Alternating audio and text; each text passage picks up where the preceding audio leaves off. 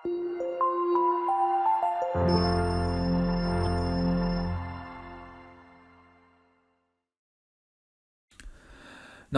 ಸ್ನೇಹಿತರೆ, ಅಮೋಘ ವರ್ಷ ಕೋಚಿಂಗ್ ಸೆಂಟರ್ ಯೂಟ್ಯೂಬ್ ಚಾನಲ್ಗೆ ನಿಮಗೆಲ್ಲ ಸ್ವಾಗತ. ಇವತ್ತಿನ ಪ್ರಮುಖವಾದಂತಹ ಕರೆಂಟ್ ಅಫೇರ್ಸ್ ಟಾಪಿಕ್ಗಳನ್ನು ಡಿಸ್ಕಸ್ ಮಾಡೋಣ. ಇವತ್ತಿನ ಡಿಸ್ಕಷನನ್ನು ಪ್ರಾರಂಭ ಮಾಡೋದಕ್ಕಿಂತ ಮುಂಚೆ ಕಳೆದ ಸೆಷನ್ನಲ್ಲಿ ಕೇಳಲಾದಂತಹ ಪ್ರಶ್ನೆಯ ಸರಿಯಾದ ಉತ್ತರ ಏನು ಅಂತ ಮೊದಲು ತಿಳಿದುಕೊಳ್ಳೋಣ. ಏಟಿಕೊಪ್ಪಕ ಆಟಿಕೆಗಳು ರೀಸೆಂಟಾಗಿ ನ್ಯೂಸ್ನಲ್ಲಿದ್ವು. ಸೊ ಹೀಗಾಗಿ ಈ ಒಂದು ಪ್ರಸಿದ್ಧ ಏಟಿಕೊಪ್ಪಕ ಆಟಿಕೆಗಳನ್ನು ಯಾವ ರಾಜ್ಯದಲ್ಲಿ ತಯಾರು ಮಾಡಲಾಗುತ್ತೆ ಅಂತ ಪ್ರಶ್ನೆ ಕೇಳಲಾಗಿತ್ತು. ಆಪ್ಷನ್ಗಳಲ್ಲಿ ಆಂಧ್ರ ಪ್ರದೇಶ, ತಮಿಳುನಾಡು, ಒಡಿಶಾ ಅಥವಾ ಕರ್ನಾಟಕ ಅಂತ ನೀಡಲಾಗಿದ್ದು ಸರಿಯಾದ ಉತ್ತರ ಏನಂತಂದರೆ ಆಪ್ಷನ್ 1 ಆಂಧ್ರ ಪ್ರದೇಶದಲ್ಲಿ ಪ್ರಸಿದ್ಧವಾದಂತಹ ಏಟಿಕೊಪ್ಪಕ ಒಂದು ಪ್ರದೇಶದಲ್ಲಿ, ಅಂದರೆ ಏಟಿಕೊಪ್ಪಕ ಅನ್ನೋದು ಇದು ಒಂದು ಗ್ರಾಮ ಆಂಧ್ರ ಪ್ರದೇಶದಲ್ಲಿ.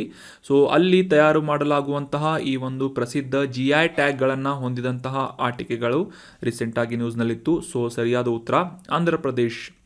ಅದೇ ರೀತಿಯಾಗಿ ಇನ್ನೊಂದು ಪ್ರಶ್ನೆಯನ್ನು ಕೇಳಿದ್ದೆ.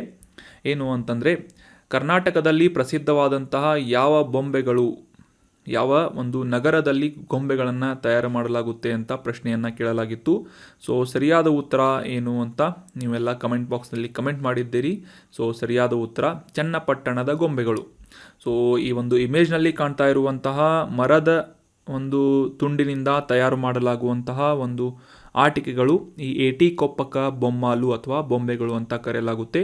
ಅದೇ ರೀತಿಯಾಗಿ ಮರದಿಂದ ತಯಾರು ಮಾಡುವಂತಹ ಕರ್ನಾಟಕದ ಪ್ರಸಿದ್ಧ ಗೊಂಬೆಗಳು ಯಾವುವು ಅಂತಂದರೆ ಚನ್ನಪಟ್ಟಣದ ಗೊಂಬೆಗಳಾಗಿವೆ. ಸೊ ಆನ್ಸರ್ ಮಾಡಿದಂತಹ ಎಲ್ಲ ಸ್ಟೂಡೆಂಟ್ಸ್ಗಳಿಗೆ ಕಾಂಗ್ರ್ಯಾಚುಲೇಷನ್ಸ್. ಇದೇ ರೀತಿ ನಿಮ್ಮ ಅನಿಸಿಕೆಗಳನ್ನು ಮತ್ತು ಆನ್ಸರ್ಗಳನ್ನು ಕಮೆಂಟ್ ಬಾಕ್ಸ್ನಲ್ಲಿ ಕಮೆಂಟ್ ಮಾಡ್ತಾ ಇರಿ ಅಂತ ಹೇಳ್ತಾ ಇವತ್ತಿನ ಪ್ರಶ್ನೆ ಏನು ಅಂತ ನೋಡೋಣ. ಇವತ್ತಿನ ಪ್ರಶ್ನೆ ಈ ಕೆಳಗಿನ ಯಾವ ಸಂಸ್ಥೆಯಿಂದ ವಾರ್ಷಿಕವಾಗಿ ಆರ್ಥಿಕ ಸಮೀಕ್ಷೆ ಅಥವಾ ಎಕನಾಮಿಕ್ ಸರ್ವೆ ಅನ್ನುವ ಒಂದು ವರದಿಯನ್ನು ಪಬ್ಲಿಷ್ ಮಾಡಲಾಗುತ್ತೆ, ದಾಖಲೆಯನ್ನು ಸಿದ್ಧಪಡಿಸಲಾಗುತ್ತೆ ಅಂತ ಪ್ರಶ್ನೆ ಇದ್ದು ಆಪ್ಷನ್ಗಳಲ್ಲಿ ಹಣಕಾಸು ಸಚಿವಾಲಯ ಅಥವಾ ಹಣಕಾಸು ಇಲಾಖೆ, ಆಪ್ಷನ್ 2 ಆರ್ಥಿಕ ವ್ಯವಹಾರಗಳ ಇಲಾಖೆ, ಆಪ್ಷನ್ 3 ವಾಣಿಜ್ಯ ಮತ್ತು ಕೈಗಾರಿಕೆಗಳ ಸಚಿವಾಲಯ, ಆಪ್ಷನ್ 4 ಆರ್ಥಿಕ ವ್ಯವಹಾರಗಳ ಕ್ಯಾಬಿನೆಟ್ ಸಮಿತಿ ಅಂತ ಇದೆ. ನಿಮ್ಮ ಉತ್ತರಗಳನ್ನು ಕಮೆಂಟ್ ಬಾಕ್ಸ್ನಲ್ಲಿ ಕಮೆಂಟ್ ಮಾಡಿ.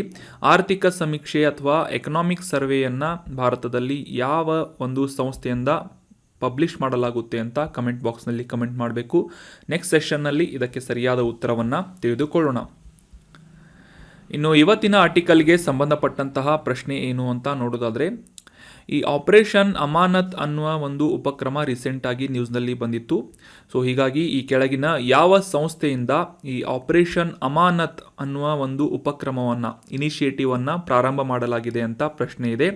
ಆಪ್ಷನ್ಗಳಲ್ಲಿ CRPF, ಆಪ್ಷನ್ 2 ರೈಲ್ವೆ ರಕ್ಷಣಾ ಪಡೆ ಅಥವಾ RPF, option 3 border security force ಅಥವಾ BSF, ಆಪ್ಷನ್ 4 ದೆಹಲಿ ಪೊಲೀಸ್ ಪಡೆ ಅಂತ ಇದೆ. ಸರಿಯಾದ ಉತ್ತರ ಆಪ್ಷನ್ 2 ರೈಲ್ವೆ ಸಂರಕ್ಷಣಾ ಪಡೆ ಅಥವಾ ಈ ರೈಲ್ವೆ ಪ್ರೊಟೆಕ್ಷನ್ ಫೋರ್ಸ್ನಿಂದ ಈ ಆಪರೇಷನ್ ಅಮಾನತ್ ಅನ್ನುವ ಇನಿಷಿಯೇಟಿವನ್ನು ಇತ್ತೀಚೆಗೆ ಪ್ರಾರಂಭ ಮಾಡಲಾಗಿದೆ. Option 2 is right answer. ಕಾಂಟೆಕ್ಸ್ಟನ್ನು ಮೊದಲಿಗೆ ಅರ್ಥ ಮಾಡ್ಕೊಳ್ಳೋದಾದರೆ, ಇತ್ತೀಚೆಗೆ ಈ ಒಂದು ರೈಲ್ವೆ ಪ್ರಯಾಣಿಕರು ಕಳೆದುಕೊಂಡಂತಹ ವಸ್ತುಗಳು ಮತ್ತು ಬಿಟ್ಟು ಹೋಗಿರುವಂತಹ ಲಗೇಜ್ ಅಷ್ಟೇ ಅಲ್ಲದೆ ಬೆಲೆ ಬಾಳುವಂತಹ ವಸ್ತುಗಳನ್ನು ಹಿಂಪಡೆದುಕೊಳ್ಳುವಂತಹ ಅಥವಾ ಹಿಂದಿರುಗಿಸುವಂತಹ ಒಂದು ಕಾರ್ಯಾಚರಣೆಯನ್ನು ನಮ್ಮ ಕೇಂದ್ರ ರೈಲ್ವೆ ರಕ್ಷಣಾ ಪಡೆಯಿಂದ ನಡೆಸಲಾಗಿತ್ತು. ಸೊ ಆಪರೇಷನ್ ಅಮಾನತ್ ಅನ್ನುವ ಒಂದು ಹೆಸರಿನಿಂದ ಈ ಒಂದು ಕಾರ್ಯಾಚರಣೆಯನ್ನು ನಡೆಸಲಾಯಿತು ಅಂತ ರೀಸೆಂಟಾಗಿ ನ್ಯೂಸ್ನಲ್ಲಿ ಪಬ್ಲಿಷ್ ಆಗಿತ್ತು. ಸೊ ಆಗಲೇ ತಿಳಿಸಿದ ಹಾಗೆ ಈ ಒಂದು ಉಪಕ್ರಮದ ಅಡಿಯಲ್ಲಿ ರೈಲ್ವೆ ರಕ್ಷಣಾ ಪಡೆಯಿಂದ ಅಥವಾ ರೈಲ್ವೆ ಪ್ರೊಟೆಕ್ಷನ್ ಫೋರ್ಸ್ನಿಂದ ಈ ಪ್ರಯಾಣಿಕರು ತಮ್ಮ ಒಂದು ಕಳೆದು ಹೋದಂತಹ ಸಾಮಾನುಗಳಾಗಿರ್ಬೋದು ಅಥವಾ ಇತರ ಲಗೇಜ್ಗಳು ಮತ್ತು ಬೆಲೆ ಬಾಳುವಂತಹ ವಸ್ತುಗಳನ್ನು ಸುಲಭವಾಗಿ ಈ ಒಂದು ವಶಪಡಿಸಿಕೊಂಡಂತಹ ಅಥವಾ ಕಲೆಕ್ಟ್ ಮಾಡಿಕೊಳ್ಳಲಾದಂತಹ ರೈಲ್ವೆ ರಕ್ಷಣಾ ಪಡೆಯಿಂದ ಸುಲಭವಾಗಿ ಪಡೆದುಕೊಳ್ಳುವಂತಹ ಒಂದು ಇನಿಷಿಯೇಟಿವ್ ಏನಂತಂದರೆ ಆಪರೇಷನ್ ಅಮಾನತ್ ಆಗಿದೆ. ಸೊ ಇದರಿಂದ ಸಾಕಷ್ಟು ಪ್ರಮಾಣದ ಕಳೆದು ಹೋದಂತಹ ವಸ್ತುಗಳನ್ನು ಪ್ರಯಾಣಿಕರು ಮರಳಿ ಪಡೆದುಕೊಂಡಿದ್ದಾರೆ ಅಂತ ನ್ಯೂಸ್ನಲ್ಲಿ ಪಬ್ಲಿಷ್ ಆಗಿತ್ತು. ಸೊ ಯಾವುದೇ ಒಂದು ಕಳೆದು ಹೋದಂತಹ ಲಗೇಜ್ನ ವಿವರಗಳನ್ನು ಮತ್ತು ಆ ಒಂದು ರೈಲ್ವೆ ಪ್ರೊಟೆಕ್ಷನ್ ಫೋರ್ಸ್ಗಳು ಈ ಒಂದು ರೈಲ್ವೆ ನಿಲ್ದಾಣಗಳಲ್ಲಿ ಪಡೆದುಕೊಂಡಂತಹ ಕಲೆಕ್ಟ್ ಮಾಡಿಕೊಂಡಂತಹ ಕೆಲವೊಂದಿಷ್ಟು ವಸ್ತುಗಳು, ಅಂದರೆ ಯಾವುದೇ ಒಬ್ಬ ಓನರ್ ಇಲ್ಲದೆ ಇರುವಂತಹ ಲಗೇಜ್ಗಳನ್ನು ಕಲೆಕ್ಟ್ ಮಾಡಿಕೊಂಡು ಅವುಗಳ ಫೋಟೋಗಳನ್ನು ಆಯಾ ವಿಭಾಗದ RPF ಸಿಬ್ಬಂದಿಯ ಒಂದು ವೆಬ್ಸೈಟ್ನಲ್ಲಿ http://wr.indianrailway.gov.in ಅದರಲ್ಲಿ ಮಿಷನ್ ಅಮಾನತ್ RPF ಅನ್ನುವ ಲಿಂಕನ್ನು, ಆ ಒಂದು ಲಿಂಕ್ನ ಅಡಿಯಲ್ಲಿ ಆ ಫೋಟೋಗಳನ್ನು ಅಪ್ಲೋಡ್ ಮಾಡಲಾಗುತ್ತೆ. ಸೊ ಆ ಒಂದು ವಸ್ತುಗಳನ್ನು ಕಳೆದುಕೊಂಡಂತಹ ಪ್ರಯಾಣಿಕರು ಈ ಒಂದು ಲಿಂಕ್ ಅಥವಾ ಈ ಒಂದು ವೆಬ್ಸೈಟ್ಗೆ ಭೇಟಿ ನೀಡುವುದರ ಮೂಲಕ ಆ ಫೋಟೋಗಳ ಮೂಲಕ ತಮ್ಮ ವಸ್ತುಗಳನ್ನು ಗುರುತು ಹಿಡಿದು ಅವನ್ನು ಮತ್ತೊಮ್ಮೆ ರೈಲ್ವೆ ಪ್ರೊಟೆಕ್ಷನ್ ಫೋರ್ಸ್ನಿಂದ ಈ ಲಾಸ್ಟ್ ಪ್ರಾಪರ್ಟಿ ಕಚೇರಿಯಿಂದ ಪಡೆದುಕೊಳ್ಳುವಂತಹ ಒಂದು ಅನುಕೂಲವನ್ನು ಈ ಒಂದು ಆಪರೇಷನ್ ಅಮಾನತು ಮಾಡಿಕೊಡ್ತಾ ಇದೆ. ಸೊ ನೆನ್ಪಿಟ್ಕೊಳ್ಳಿ, ಆಪರೇಷನ್ ಅಮಾನತ್ ಇದು ಮುಖ್ಯವಾಗಿ ಈ ರೈಲ್ವೆ ಪ್ರಯಾಣಿಕರು ಕಳೆದುಕೊಂಡಂತಹ ವಸ್ತುಗಳನ್ನು ಮರಳಿ ಪಡೆಯುವಂತಹ ನಿಟ್ಟಿನಲ್ಲಿ ಸಹಾಯ ಆಗುವಂತೆ ಸ್ಥಾಪನೆ ಮಾಡಲಾಗ್ತಾ ಇರುವಂತಹ ಉಪಕ್ರಮವಾಗಿದೆ. ಇದನ್ನು ಪ್ರಾರಂಭ ಮಾಡಿದಂತಹ ಸಂಸ್ಥೆ ಯಾವುದು ಅಂತಂದರೆ ರೈಲ್ವೆ ರಕ್ಷಣಾ ಪಡೆ ಅಥವಾ ರೈಲ್ವೆ ಪ್ರೊಟೆಕ್ಷನ್ ಫೋರ್ಸ್. ಸೊ ಇನ್ನು ಈ ಒಂದು ರೈಲ್ವೆ ಪ್ರೊಟೆಕ್ಷನ್ ಫೋರ್ಸ್ ನ್ಯೂಸ್ನಲ್ಲಿ ಇರುವುದರಿಂದ ಇದಕ್ಕೆ ಸಂಬಂಧಪಟ್ಟಂತಹ ಕೆಲವೊಂದಿಷ್ಟು ಪ್ರಮುಖ ಫ್ಯಾಕ್ಟ್ಸ್ಗಳು examination point of view important ಆಗುತ್ತೆ. 1957ರಲ್ಲಿ ರೈಲ್ವೆ ರಕ್ಷಣಾ ಪಡೆ ಕಾಯ್ದೆಯ ಒಂದು ಕಾಯ್ದೆಯ ಮೂಲಕ ಅಥವಾ ಆ್ಯಕ್ಟ್ನ ಮೂಲಕ ಈ ರೈಲ್ವೆ ಪ್ರೊಟೆಕ್ಷನ್ ಫೋರ್ಸನ್ನು ಜಾರಿಗೊಳಿಸಲಾಗಿತ್ತು. ಮುಖ್ಯವಾಗಿ ಈ ರೈಲ್ವೆ ಪ್ರಯಾಣಿಕರು ಮತ್ತು ಈ ಒಂದು ರೈಲ್ವೆ ನಿಲ್ದಾಣಗಳ ಪ್ರದೇಶವನ್ನು ಭಾರತೀಯ ರೈಲ್ವೆ ಮತ್ತು ರೈಲ್ವೆ ಆಸ್ತಿಯನ್ನು ಸಂರಕ್ಷಿಸುವಂತಹ ಒಂದು ಉದ್ದೇಶದಿಂದ ಈ 1957ರಲ್ಲಿ ರೈಲ್ವೆ ಪ್ರೊಟೆಕ್ಷನ್ ಫೋರ್ಸನ್ನು ಪ್ರಾರಂಭ ಮಾಡಲಾಗಿತ್ತು. ಸೊ ಮುಖ್ಯವಾಗಿ ಈ ಒಂದು ಅಪರಾಧವನ್ನು ಮಾಡಿದಂತಹ ಅಪರಾಧಿಗಳನ್ನು ಬಂಧಿಸಲು, ತನಿಖೆ ಮಾಡಲು ಮತ್ತು ಕಾನೂನು ಕ್ರಮಗಳನ್ನು ಕೈಗೊಳ್ಳುವಂತಹ ಅಧಿಕಾರವನ್ನು ಈ ಒಂದು ರೈಲ್ವೆ ಪ್ರೊಟೆಕ್ಷನ್ ಫೋರ್ಸ್ಗೆ ಸರ್ಕಾರದಿಂದ ನೀಡಲಾಗಿದೆ. So that was about detailed information of RPF and operation Amanat. ಇನ್ನು ಮುಂದಿನ ಆರ್ಟಿಕಲ್ಗೆ ಸಂಬಂಧಪಟ್ಟಂತಹ ಪ್ರಶ್ನೆ, ಭಾರತದಲ್ಲಿ ಈ ದಿವಾಳಿ ಮತ್ತು ದಿವಾಳಿತನದ ನೀತಿಯನ್ನು ಅಥವಾ ಇನ್ಸಾಲ್ವೆನ್ಸಿ ಆ್ಯಂಡ್ ಬ್ಯಾಂಕ್ರಪ್ಸಿ ಪಾಲಿಸಿ ಅಂತ ಏನು ಕರಿತೇವೆ, IBC ಅಂತ. ಸೊ ಆ ಒಂದು ನೀತಿಯನ್ನು ಯಾವ ವರ್ಷದಲ್ಲಿ ಜಾರಿಗೊಳಿಸಲಾಯಿತು ಅಂತ ಪ್ರಶ್ನೆ ಇದೆ. ಆಪ್ಷನ್ಗಳಲ್ಲಿ 2012, ಆಪ್ಷನ್ 2 2014, ಆಪ್ಷನ್ 3 2016 ಅಥವಾ ಆಪ್ಷನ್ 4 2018 ಅಂತ ಇದೆ. ಸೊ ಸರಿಯಾದ ಉತ್ತರ ಆಪ್ಷನ್ 3, 2016ನೇ ಇಸವಿಯಲ್ಲಿ IBC ಅಥವಾ ಇನ್ಸಾಲ್ವೆನ್ಸಿ ಆ್ಯಂಡ್ ಬ್ಯಾಂಕ್ರಪ್ಸಿ ಕೋಡ್ ಅನ್ನು ಜಾರಿಗೊಳಿಸಲಾಯಿತು. ಕನ್ನಡದಲ್ಲಿ ದಿವಾಳಿ ಮತ್ತು ದಿವಾಳಿತನದ ನೀತಿ ಅಂತ ಇದನ್ನು ಕರೆಯಲಾಗುತ್ತೆ. 2016 ನೆನ್ಪಿಟ್ಕೊಳ್ಳಿ, IBC ಕೋಡ್. ಇನ್ನು ಈ ಒಂದು ಕಾಂಟೆಕ್ಸ್ಟನ್ನು ಅರ್ಥ ಮಾಡ್ಕೊಳ್ಳೋದಾದರೆ, ಈ ಮುಖ್ಯವಾಗಿ ದಿವಾಳಿಯನ್ನು ಹೊಂದಿದಂತಹ ಕೆಲವೊಂದಿಷ್ಟು ಕಾರ್ಪೊರೇಟ್ ಕಂಪನಿಗಳು ಆ ಒಂದು ಪಡೆದಂತಹ ಸಾಲವನ್ನು ಮರುಪಾವತಿ ಮಾಡದೆ ಹೋದರೆ ಅವುಗಳನ್ನು ಇನ್ಸಾಲ್ವೆಂಟ್ ಕಂಪನೀಸ್ಗಳು ಅಂತ ಘೋಷಣೆ ಮಾಡಲಾಗುತ್ತೆ. ಸೊ ಇದೇ ಒಂದು ಪ್ರೊಸೆಸ್ನಲ್ಲಿ ಇನ್ಸಾಲ್ವೆನ್ಸಿ ಅಂತ ಘೋಷಣೆ ಮಾಡುವಂತಹ ಪ್ರೊಸೀಜರನ್ನು ಕೈಗೊಳ್ಳುವಂತಹ ಈ ಒಂದು ದಿವಾಳಿತನ ನಿಯಂತ್ರಣ company insolvency and bankruptcy board of India, ಈ ಒಂದು ಬೋರ್ಡ್ನಿಂದ ಅಥವಾ ಈ ಒಂದು ಮಂಡಳಿಯಿಂದ ಒಂದು ಘೋಷಣೆಯನ್ನು ಮಾಡಲಾಗಿದೆ. ಅದೇನು ಅಂತಂದರೆ, ಯಾವುದೇ ಒಂದು ಕಂಪನಿ 100 ಕೋಟಿ ರೂಪಾಯಿಗಳಿಗಿಂತ ಹೆಚ್ಚಿನ ಒಂದು ಪ್ರಕರಣದಲ್ಲಿ ಈ ಒಂದು ಇನ್ಸಾಲ್ವೆನ್ಸಿ ಪ್ರಕರಣದಲ್ಲಿ ಏನಾದರೂ ನಡೀತಾ ಇದ್ದರೆ ಅಥವಾ ಒಂದು ಕೇಸ್ ನಡೀತಾ ಇದ್ದರೆ ಆ ಒಂದು ಪ್ರಕರಣದಲ್ಲಿ ಭಾಗಿಯಾಗಿರುವಂತಹ ಈ ಒಂದು ಕಾರ್ಪೊರೇಟ್ ಕಂಪನಿಗಳು ಕಂಪಲ್ಸರಿಯಾಗಿ ಒಂದು ಆಡಿಟಿಂಗನ್ನು, ಈ ದಿವಾಳಿತನ ಪರಿಹಾರ ಪ್ರಕ್ರಿಯೆಯ ವೆಚ್ಚಗಳನ್ನು ಕಡ್ಡಾಯವಾಗಿ ಲೆಕ್ಕ ಪರಿಶೋಧನೆಗೆ ಒಳಪಡಿಸಬೇಕು ಅಂತ ಈ insolvency and bankruptcy board of ಇಂಡಿಯಾದಿಂದ ಘೋಷಣೆ ಮಾಡಲಾಗಿದೆ. ಅಂದರೆ ಸಿಂಪಲ್ ಆಗಿ ಅಂಡರ್ಸ್ಟ್ಯಾಂಡ್ ಮಾಡ್ಕೊಳ್ಳಿ, ಈ ಒಂದು ದಿವಾಳಿತನವನ್ನು ದಿವಾಳಿಯಾದಂತಹ ಕಂಪನಿಯ ಒಂದು ಕಾಸ್ಟಿಂಗ್ ಏನಿದೆ, ಅಂದರೆ ಈ ಒಂದು ದಿವಾಳಿತನ ಪರಿಹಾರ ಮಾಡುವಂತಹ ಪ್ರಕ್ರಿಯೆಯ ವೆಚ್ಚ 100 ಕೋಟಿ ರೂಪಾಯಿಗಿಂತ ಹೆಚ್ಚಾಗಿದ್ದರೆ ಆ ಒಂದು ಕಂಪನಿಯನ್ನು ಕಂಪಲ್ಸರಿಯಾಗಿ ಈ ಆಡಿಟಿಂಗ್ಗೆ ಒಳಪಡಿಸಬೇಕು ಅಂತ ಈ ಇನ್ಸಾಲ್ವೆನ್ಸಿ ಆ್ಯಂಡ್ ಬ್ಯಾಂಕ್ರಪ್ಸಿ ಬೋರ್ಡ್ನಿಂದ ಒಂದು ಸ್ಟೇಟ್ಮೆಂಟನ್ನು ಅಥವಾ ಒಂದು ಆರ್ಡರನ್ನು ಮಾಡಲಾಗಿದೆ. ಸೊ ಹೀಗಾಗಿ ಈ ಒಂದು ಸಂಸ್ಥೆ ಮುಖ್ಯವಾಗಿ ಈ insolvency and bankruptcy board of India ಅಥವಾ IBBI ಅಂತ ಏನು ಕರಿತೇವೆ, ಈ ಒಂದು ಸಂಸ್ಥೆ ನ್ಯೂಸ್ನಲ್ಲಿರುವುದರಿಂದ ಇದಕ್ಕೆ ಸಂಬಂಧಪಟ್ಟಂತಹ ಕೆಲವೊಂದಿಷ್ಟು ಇಂಪಾರ್ಟೆಂಟ್ ಮಾಹಿತಿಗಳನ್ನು ನಾವು ಈಗ ಡಿಸ್ಕಸ್ ಮಾಡೋಣ. ಎಕ್ಸಾಮಿನೇಷನ್ ಪಾಯಿಂಟ್ ಆಫ್ ವ್ಯೂ ಇದರ ಫುಲ್ ಫಾರ್ಮ್ ಎಕ್ಸಾಮ್ನಲ್ಲಿ ಕೇಳ್ಬೋದು. ಏನಂತಂದರೆ IBBI ಅಂದರೆ ಏನು ಅಂತ, insolvency and bankruptcy board of India ಅಂತ, ದಿವಾಳಿ ಮತ್ತು ದಿವಾಳಿತನ ಮಂಡಳಿ ಭಾರತದ ದಿವಾಳಿ ಮತ್ತು ದಿವಾಳಿತನ ಮಂಡಳಿ ಅಂತ ಇದನ್ನು ಸಿಂಪಲ್ಲಾಗಿ ನಾವು ಕನ್ನಡದಲ್ಲಿ ಅರ್ಥ ಮಾಡ್ಕೋಬೋದು. ಸೊ 2016ರಲ್ಲಿ ಇನ್ಸಾಲ್ವೆನ್ಸಿ ಆ್ಯಂಡ್ ಬ್ಯಾಂಕ್ರಪ್ಸಿ ಕೋಡ್ ಈ ಒಂದು ಕಾಯ್ದೆಯನ್ನು ಜಾರಿಗೊಳಿಸಿದಂತಹ ಸಂದರ್ಭದಲ್ಲಿ ಅಕ್ಟೋಬರ್ 1ನೇ ತಾರೀಕಿನಂದು 2016ರಲ್ಲಿ ಈ insolvency and bankruptcy board of ಇಂಡಿಯಾವನ್ನು ಅನುಷ್ಠಾನ ಅಥವಾ ಸ್ಥಾಪನೆ ಮಾಡಲಾಗಿತ್ತು. ಮುಖ್ಯವಾಗಿ ಇದರ ಒಂದು ಕಾರ್ಯಗಳನ್ನು ನೋಡೋದಾದರೆ, ಯಾವುದೇ ಒಬ್ಬ ವ್ಯಕ್ತಿ ಅಥವಾ ಪಾಲುದಾರಿಕೆಯನ್ನು ಹೊಂದಿದಂತಹ ಸಂಸ್ಥೆಗಳು ಅಥವಾ ಕಾರ್ಪೊರೇಟ್ ಕಂಪನಿಗಳು ದಿವಾಳಿಯನ್ನು ಹೊಂದಿದಂತಹ ಸಂದರ್ಭದಲ್ಲಿ ಆ ದಿವಾಳಿತನದಿಂದ ಪರಿಹಾರವನ್ನು ನೀಡುವಂತಹ ಒಂದು ಕಾನೂನು ಕ್ರಮಗಳನ್ನು ಅನುಷ್ಠಾನಗೊಳಿಸುವಂತೆ ಮತ್ತು ಕಾಲಕಾಲಕ್ಕೆ ಆ ಒಂದು ನಿಯಮಗಳಲ್ಲಿ ತಿದ್ದುಪಡಿಯನ್ನು ಮಾಡುವಂತಹ ಒಂದು ವ್ಯವಸ್ಥೆಯನ್ನು ಈ ದಿವಾಳಿ ಮತ್ತು ದಿವಾಳಿತನ ಮಂಡಳಿಯಿಂದ ಮಾಡಲಾಗುತ್ತೆ, insolvency and bankruptcy board of India. So ಆಗಲೇ ತಿಳಿಸಿದ ಹಾಗೆ 2016ರ insolvency and bankruptcy code IBBC ಅಂತ ಏನು ಕರಿತೇವೆ, IBC ಅಂತ ಇದನ್ನು. ಸೊ ಇದರ ಒಂದು ಅಡಿಯಲ್ಲಿ ಮುಖ್ಯವಾಗಿ ಭಾರತದಾದ್ಯಂತ ಇರುವಂತಹ ಯಾವುದೇ ಒಬ್ಬ ದಿವಾಳಿ ಆದಂತಹ ಕಂಪನಿಗಳು ಒಂದು ಟೈಮ್ ಬೌಂಡೆಡ್ ಪ್ರೊಸೆಸ್ನಲ್ಲಿ, ಅಂದರೆ ನಿಖರವಾದಂತಹ ನಿಶ್ಚಿತವಾದಂತಹ ಸಮಯದ ಅಡಿಯಲ್ಲಿ ಆ ಒಂದು ದಿವಾಳಿತನದಿಂದ ಹೊರಬರಲು ಮತ್ತು ಆ ಒಂದು ಕಂಪನಿಗಳಿಗೆ ಅಥವಾ ವ್ಯಕ್ತಿಗೆ ಸಾಲ ನೀಡಿದಂತಹ ಬ್ಯಾಂಕ್ಗಳಾಗಿರ್ಬೋದು ಅಥವಾ ಇತರ ಹಣಕಾಸು ಸಂಸ್ಥೆಗಳ ಒಂದು ಹಕ್ಕುಗಳನ್ನು ರಕ್ಷಣೆ ಮಾಡುವಂತಹ ನಿಟ್ಟಿನಲ್ಲಿ ಈ IBC ಅನ್ನು ಜಾರಿಗೊಳಿಸಲಾಗಿತ್ತು. 2016ರಲ್ಲಿ ಈ ಇನ್ಸಾಲ್ವೆನ್ಸಿ ಆ್ಯಂಡ್ ಬ್ಯಾಂಕ್ರಪ್ಸಿ ಕೋಡನ್ನು ಜಾರಿಗೊಳಿಸಲಾಗಿತ್ತು, ನೆನ್ಪಿಟ್ಕೊಳ್ಳಿ, ವೆರಿ ಇಂಪಾರ್ಟೆಂಟ್. ಇನ್ನು ಈ ಕನ್ನಡದಲ್ಲಿ ನಾವು ಅರ್ಥ ಮಾಡ್ಕೊಳ್ಳೋದಾದರೆ ಇನ್ಸಾಲ್ವೆನ್ಸಿ ಮತ್ತು ಬ್ಯಾಂಕ್ರಪ್ಸಿ ಇದರ ಎರಡೂ ಅರ್ಥ ಕೂಡ ದಿವಾಳಿ ಅಂತ ಆಗುತ್ತೆ.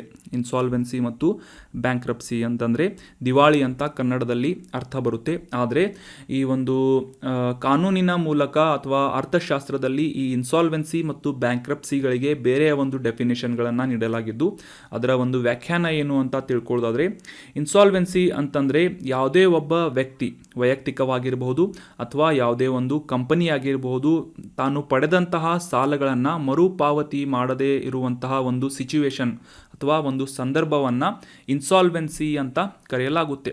ಸೊ ಸಿಂಪಲ್ಲಾಗಿ ಅಂಡರ್ಸ್ಟ್ಯಾಂಡ್ ಮಾಡ್ಕೊಳ್ಳಿ, ತಾನು ಪಡೆದಂತಹ ಸಾಲವನ್ನು ಯಾವುದೇ ಒಬ್ಬ ವ್ಯಕ್ತಿ ಆಗಿರ್ಬೋದು ಅಥವಾ ಕಂಪನಿ ಆಗಿರ್ಬೋದು ಪಡೆದಂತಹ ಸಾಲಗಳನ್ನು ಮರುಪಾವತಿ ಮಾಡದೇ ಇರುವಂತಹ ಒಂದು ಸಿಚುವೇಶನನ್ನು ಮಾಡಲು ಅನರ್ಹತೆಗೊಂಡಂತಹ ಸಂದರ್ಭದಲ್ಲಿ ಆ ಒಂದು ಸಿಚುವೇಶನನ್ನು ಇನ್ಸಾಲ್ವೆನ್ಸಿ ಅಂತ ಕರೆಯಲಾಗುತ್ತೆ. ಅದೇ ರೀತಿಯಾಗಿ ಬ್ಯಾಂಕ್ರಪ್ಸಿ ಅಂತಂದರೆ ಕನ್ನಡದಲ್ಲಿ ದಿವಾಳಿತನ ಅಂತ ಬಂದರೂ ಕೂಡ ಇದರ ಒಂದು ವ್ಯಾಖ್ಯಾನ ಡಿಫ್ರೆಂಟ್ ಆಗಿದೆ.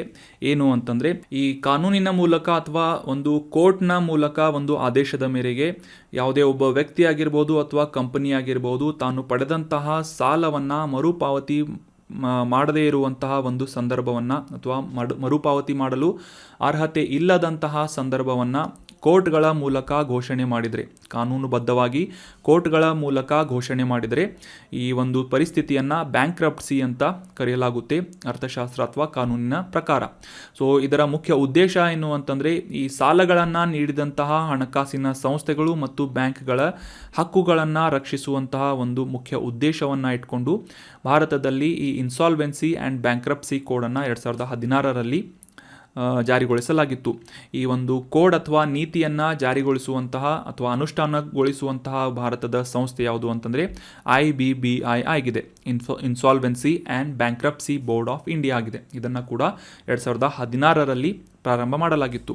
ಸೊ ಇದರ ಒಂದು ಈ ಒಂದು ನೀತಿಯನ್ನು ಅಂದರೆ ಇನ್ಸಾಲ್ವೆನ್ಸಿ ಆ್ಯಂಡ್ ಬ್ಯಾಂಕ್ರಪ್ಸಿ ಕೋಡನ್ನು ಜಾರಿಗೊಳಿಸುವಂತಹ ಮುಖ್ಯ ಉದ್ದೇಶ ಏನು ಅಂತಂದರೆ, ಭಾರತದಲ್ಲಿ ಈ ಒಂದು ದಿವಾಳಿ ಮತ್ತು ದಿವಾಳಿತನಕ್ಕೆ ಸಂಬಂಧಪಟ್ಟಂತಹ ನೀತಿಗಳನ್ನು ಕಾನೂನುಗಳನ್ನು ಕ್ರೋಢೀಕರಿಸಿ ಈ ಭಾರತದಾದ್ಯಂತ ಈ ಬ್ಯಾಂಕಿಂಗ್ ವ್ಯವಸ್ಥೆಗಳಲ್ಲಿ ಇರುವಂತಹ ನಾನ್ ಪರ್ಫಾರ್ಮಿಂಗ್ ಅಸೆಟ್ಸ್ಗಳು ಅಂದರೆ ಅನುತ್ಪಾದಕ ಆಸ್ತಿಗಳ ಒಂದು ಸಮಸ್ಯೆಯನ್ನು ಕಡಿಮೆಗೊಳಿಸುವಂತಹ ನಿಟ್ಟಿನಲ್ಲಿ ಮತ್ತು ಈ ಸಾಲಗಳನ್ನು ನೀಡಿದಂತಹ ಕಂಪನಿಗಳಿಗಾಗಿರಬಹುದು ಅಥವಾ ಯಾವುದೇ ಒಬ್ಬ ವ್ಯಕ್ತಿಗಾಗಿರಬಹುದು ಸಾಲಗಳನ್ನು ನೀಡಿದಂತಹ ಈ ಒಂದು ಸಂಸ್ಥೆಗಳ ಹಕ್ಕುಗಳನ್ನು ರಕ್ಷಣೆ ಮಾಡುವಂತಹ ನಿಟ್ಟಿನಲ್ಲಿ ಕೂಡ ಮತ್ತು ಭಾರತದ ಈ ಒಂದು ಆರ್ಥಿಕಾಭಿವೃದ್ಧಿಗೆ ಒಂದು ಹಿನ್ನಡೆಯನ್ನು ಮಾಡುತ್ತಿರುವಂತಹ ನಾನ್ ಪರ್ಫಾರ್ಮಿಂಗ್ ಅಸೆಟ್ಗಳನ್ನು ಅಥವಾ NPA ಅಂತ ಏನು ಕರಿತೇವೆ, ಅನುತ್ಪಾದಕ ಆಸ್ತಿಗಳು ಅಂತ, ಅವುಗಳನ್ನು ಕಡಿಮೆ ಮಾಡುವಂತಹ ಒಂದು ಉದ್ದೇಶದಿಂದ ಇನ್ಸಾಲ್ವೆನ್ಸಿ ಆ್ಯಂಡ್ ಬ್ಯಾಂಕ್ರಪ್ಸಿ ಕೋಡ್ ಅನ್ನು 2016ರಲ್ಲಿ ಭಾರತ ಸರ್ಕಾರದಿಂದ ಜಾರಿಗೊಳಿಸಲಾಗಿತ್ತು. ಸೊ IBC ಅಂದರೆ ಏನು ಮತ್ತು ಇದನ್ನು ಯಾವ ರೀತಿಯಾಗಿ ಅನುಷ್ಠಾನಗೊಳಿಸಲಾಗುತ್ತೆ, ಇನ್ಸಾಲ್ವೆನ್ಸಿ ಅಂದರೆ ಏನು, ಬ್ಯಾಂಕ್ರಪ್ಸಿ ಅಂದರೆ ಏನು ಅಂತ ಇದರ ಡಿಫ್ರೆನ್ಸನ್ನು ಕೂಡ ನೀವು ಅಂಡರ್ಸ್ಟ್ಯಾಂಡ್ ಮಾಡ್ಕೊಂಡ್ರಿ. ಸೊ ಏನಾದರೂ ಡೌಟ್ ಇದ್ದರೆ ಕಮೆಂಟ್ ಬಾಕ್ಸ್ನಲ್ಲಿ ಕಮೆಂಟ್ ಮಾಡಿ. ಮುಂದಿನ ಆರ್ಟಿಕಲ್ಗೆ ಸಂಬಂಧಪಟ್ಟಂತಹ ಪ್ರಶ್ನೆ, ಈ ಕೆಳಗಿನ ಯಾವ ರಾಜ್ಯದಲ್ಲಿ ಮೀನಾಕರಿ ಕರಕುಶಲ ಕಲೆ ಈ ಒಂದು ಕಲೆ ಪ್ರಸಿದ್ಧವಾಗಿದೆ ಅಂತ ಪ್ರಶ್ನೆ ಇದೆ. ಯಾವ ರಾಜ್ಯ ಅಂತ ಗುರುತಿಸಬೇಕಾಗಿದೆ. ಆಪ್ಷನ್ಗಳಲ್ಲಿ ಬಿಹಾರ, ಆಪ್ಷನ್ 2 ರಾಜಸ್ಥಾನ್, ಆಪ್ಷನ್ 3 ಗುಜರಾತ್ ಅಥವಾ ಆಪ್ಷನ್ 4 ಉತ್ತರ ಪ್ರದೇಶ್ ಅಂತ ಇದ್ದು ಸರಿಯಾದ ಉತ್ತರ ಆಪ್ಷನ್ 4 ಉತ್ತರ ಪ್ರದೇಶದಲ್ಲಿ ಪ್ರಮುಖವಾಗಿ ಈ ಮೀನಾಕರಿ ಕರಕುಶಲ ಕಲೆಯನ್ನು ಪ್ರಾಕ್ಟೀಸ್ ಮಾಡಲಾಗುತ್ತೆ ಅಥವಾ ಅಭ್ಯಾಸ ಮಾಡಲಾಗುತ್ತೆ. So option 4 is right answer. ಕಾಂಟೆಕ್ಸ್ಟನ್ನು ಮೊದಲಿಗೆ ಅರ್ಥ ಮಾಡ್ಕೊಳ್ಳೋದಾದರೆ, ಉತ್ತರ ಪ್ರದೇಶಕ್ಕೆ ಭೇಟಿ ನೀಡಿದಂತಹ G20 ರಾಷ್ಟ್ರಗಳ ಸದಸ್ಯರ ಒಂದು ಡೆಲಿಗೇಟ್ಸ್ಗಳೇನಿರ್ತಾರೆ, ಪ್ರತಿನಿಧಿಗಳು ಈ ಒಂದು ಉತ್ತರ ಪ್ರದೇಶಕ್ಕೆ ಭೇಟಿ ನೀಡಿದಂತಹ ಸಂದರ್ಭದಲ್ಲಿ ಉತ್ತರ ಪ್ರದೇಶದ GI ಟ್ಯಾಗನ್ನು ಹೊಂದಿದಂತಹ ಪ್ರಸಿದ್ಧ ಕಲೆಯಾದಂತಹ ಗುಲಾಬಿ ಮೀನಾಕರಿ ಕರಕುಶಲ ವಸ್ತುಗಳನ್ನು ಉಡುಗೊರೆಯಾಗಿ ನೀಡುವಂತಹ ನಿರ್ಧಾರವನ್ನು ಉತ್ತರ ಪ್ರದೇಶ ಸರ್ಕಾರದಿಂದ ಮಾಡಲಾಗಿದೆ ಅಂತ ಈ ಗುಲಾಬಿ ಮೀನಾಕರಿ ಕರಕುಶಲ ಕಲೆ ನ್ಯೂಸ್ನಲ್ಲಿ ಪಬ್ಲಿಷ್ ಆಗಿತ್ತು. ಸೊ ಹೀಗಾಗಿ ಇದಕ್ಕೆ ಸಂಬಂಧಪಟ್ಟಂತಹ ಪ್ರಸಿದ್ಧ ಕಲೆಗೆ ಸಂಬಂಧಪಟ್ಟಂತಹ ಕೆಲವೊಂದಿಷ್ಟು ಪ್ರಮುಖ ಮಾಹಿತಿಗಳು examination point of view important ಆಗುತ್ತೆ. ಅದರಲ್ಲಿ ಎಕ್ಸಾಮ್ನಲ್ಲಿ ಯಾವ ಪ್ರಶ್ನೆ ಬರುವ ಸಾಧ್ಯತೆ ಇದೆ ಅಂತಂದರೆ, ಈ ಗುಲಾಬಿ ಮೀನಾಕರಿ ಅನ್ನುವ ಕರಕುಶಲ ವಸ್ತುಗಳನ್ನು ಭಾರತದಲ್ಲಿ ಯಾವ ರಾಜ್ಯದಲ್ಲಿ ಸಿದ್ಧಪಡಿಸಲಾಗುತ್ತೆ ಅಥವಾ ತಯಾರು ಮಾಡಲಾಗುತ್ತೆ ಅಂತ ಏನಾದರೂ ಪ್ರಶ್ನೆ ಬಂದರೆ ಸರಿಯಾದ ಉತ್ತರ ಉತ್ತರ ಪ್ರದೇಶ ಅಂತ ಆಗಿರುತ್ತೆ. ಸೊ ಆಲ್ರೆಡಿ ನಾವು ಈ ಒಂದು ಆನ್ಸರನ್ನು ತಿಳಿದುಕೊಂಡಿದ್ದೇವೆ.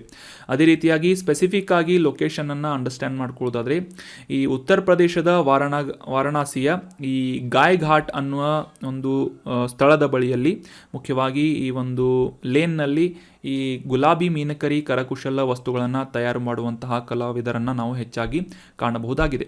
ಸೊ ಇದಕ್ಕೆ GI ಟ್ಯಾಗನ್ನು ಕೂಡ ನೀಡಲಾಗಿದೆ. ಸೊ GI ಟ್ಯಾಗ್ ಅಂತಂದರೆ ಆ ಒಂದು ಕಲಾವಿದರ ಒಂದು ಕಲೆಗಳನ್ನು ರಕ್ಷಿಸುವಂತಹ ನಿಟ್ಟಿನಲ್ಲಿ ಮತ್ತು ಆ ಒಂದು ಕರಕುಶಲ ವಸ್ತುಗಳ ಒಂದು ಉತ್ತಮವಾದಂತಹ ಕ್ವಾಲಿಟಿಯನ್ನು ಅಥವಾ ಗುಣಮಟ್ಟವನ್ನು ಎನ್ಶೋರ್ ಮಾಡುವಂತಹ ನಿಟ್ಟಿನಲ್ಲಿ GI ಟ್ಯಾಗನ್ನು ಸರ್ಕಾರದಿಂದ ನೀಡಲಾಗುತ್ತೆ. ಸೊ ಅದೇ ರೀತಿಯಾಗಿ ಈ ಗುಲಾಬಿ ಮೀನಕರಿ ಕರಕುಶಲ ವಸ್ತುಗಳು ಕೂಡ GI ಟ್ಯಾಗನ್ನು ಹೊಂದಿವೆ. ಇದನ್ನು ಮುಖ್ಯವಾಗಿ ವಾರಣಾಸಿ ಅಥವಾ ಕಾಶಿಯಲ್ಲಿ ಸಿದ್ಧಪಡಿಸುವಂತಹ ಒಂದಿಷ್ಟು ಪ್ರಮುಖವಾದಂತಹ ಕರಕುಶಲ ವಸ್ತುಗಳಾಗಿವೆ.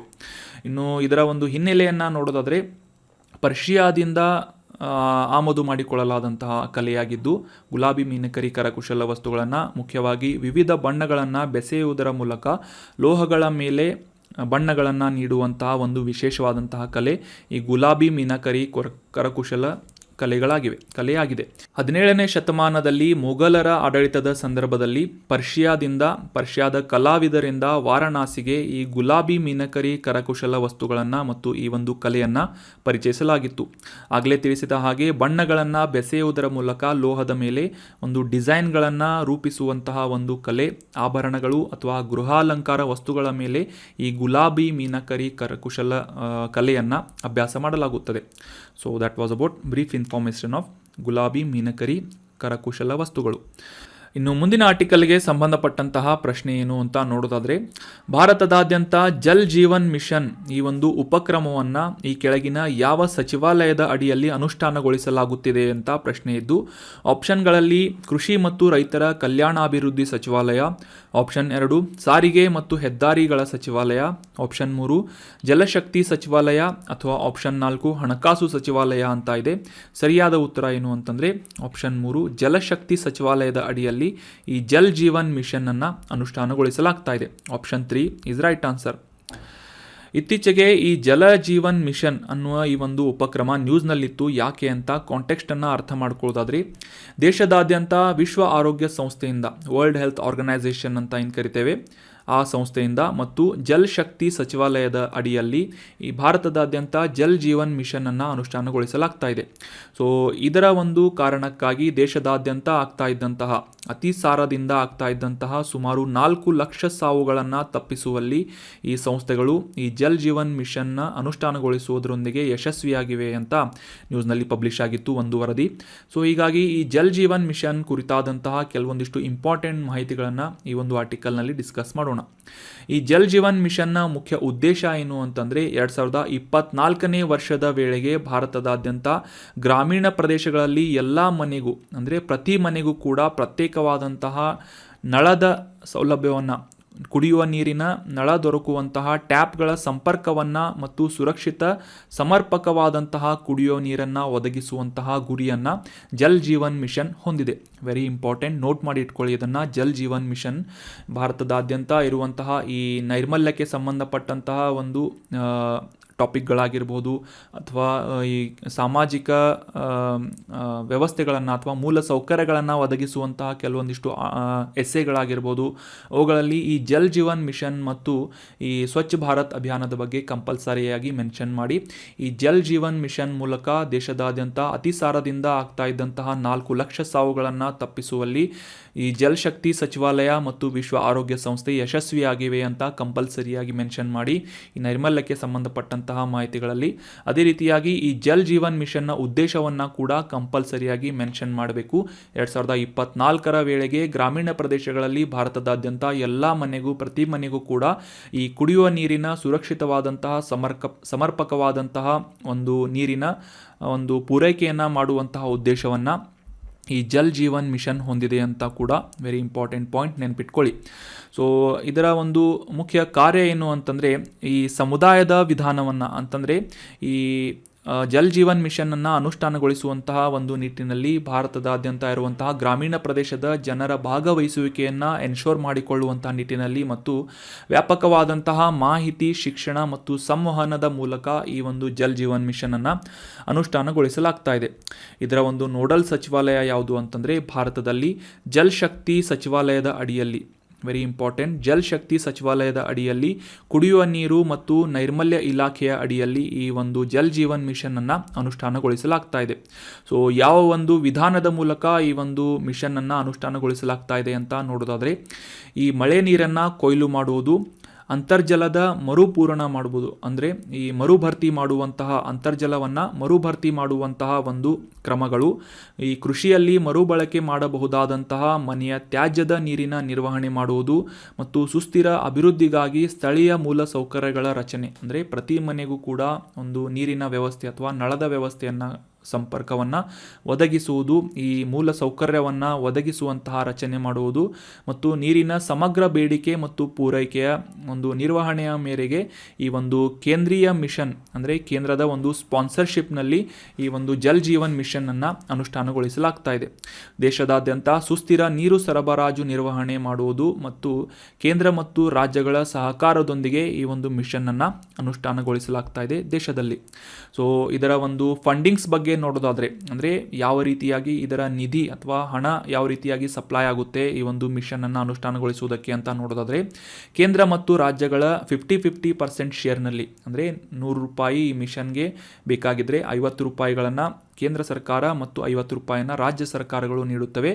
ಅದರಲ್ಲಿ ವಿಶೇಷವಾಗಿ ಹಿಮಾಲಯನ್ ಮತ್ತು ಈ ಈಶಾನ್ಯ ರಾಜ್ಯಗಳಲ್ಲಿ 90%ನಷ್ಟು ಹಣವನ್ನು ಕೇಂದ್ರ ಸರ್ಕಾರ ಪೂರೈಕೆ ಮಾಡಿದರೆ ಉಳಿದಂತೆ 10%ನಷ್ಟು ಶೇರನ್ನು ಅಥವಾ ಒಂದು ಭಾಗವನ್ನು ಆಯಾ ಈಶಾನ್ಯ ರಾಜ್ಯಗಳು ಮತ್ತು ಹಿಮಾಲಯ ಪ್ರದೇಶದಲ್ಲಿರುವಂತಹ ರಾಜ್ಯಗಳು ಒಂದು ಫಂಡಿಂಗ್ಸ್ಗಳನ್ನು ನೀಡುತ್ತವೆ.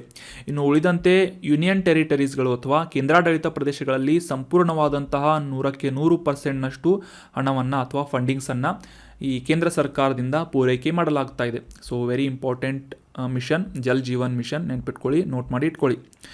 ಇನ್ನು ಮುಂದಿನ ಆರ್ಟಿಕಲ್ಗೆ ಸಂಬಂಧಪಟ್ಟಂತಹ ಪ್ರಶ್ನೆ, ಈ ಕೆಳಗಿನ ಯಾವ ರಾಜ್ಯದಲ್ಲಿ ಅಮ್ರಾಬಾದ್ ಹುಲಿ ಸಂರಕ್ಷಿತ ಪ್ರದೇಶ ಲೊಕೇಟ್ ಆಗಿದೆ ಅಂತ ಗುರುತಿಸಬೇಕಾಗಿದೆ.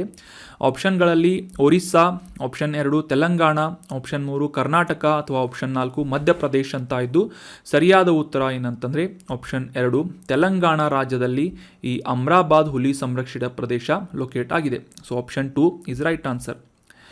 ಇತ್ತೀಚೆಗೆ ಈ ಒಂದು ಅಮ್ರಾಬಾದ್ ಟೈಗರ್ ರಿಸರ್ವ್ ಯಾಕೆ ನ್ಯೂಸ್ನಲ್ಲಿತ್ತು ಅಂತ ಕಾಂಟೆಕ್ಸ್ಟನ್ನು ಅರ್ಥ ಮಾಡ್ಕೊಳ್ಳೋದಾದರೆ, ಈ ಅಮ್ರಾಬಾದ್ ಹುಲಿ ಸಂರಕ್ಷಿತ ಪ್ರದೇಶದಲ್ಲಿ ಆರ್ಟಿಫಿಷಿಯಲ್ ಇಂಟೆಲಿಜೆನ್ಸ್ ಅಥವಾ ಕೃತಕ ಬುದ್ಧಿಮತ್ತೆಯ ಆಧಾರಿತವಾದಂತಹ ತಂತ್ರಜ್ಞಾನದ ಕ್ಯಾಮ್ರಾ ಟ್ರ್ಯಾಪ್ಗಳನ್ನು ಅಳವಡಿಸಲಾಗಿದೆ. ಇದರಿಂದ ಈ ಒಂದು ಪ್ರದೇಶದಲ್ಲಿ ಇರುವಂತಹ ಪೋಚಿಂಗ್ ಅಥವಾ ಬೇಟೆಯ ಒಂದು ಪ್ರಮಾಣದಲ್ಲಿ ಸಾಕಷ್ಟು ಒಂದು ಕಡಿಮೆ ಪ್ರಮಾಣವನ್ನು ನಾವು ಮುಂದಿನ ವರ್ಷಗಳಲ್ಲಿ ಅಬ್ಸರ್ವ್ ಮಾಡಬಹುದಾಗಿದೆ ಅಂತ ನ್ಯೂಸ್ನಲ್ಲಿ ಪಬ್ಲಿಷ್ ಆಗಿತ್ತು.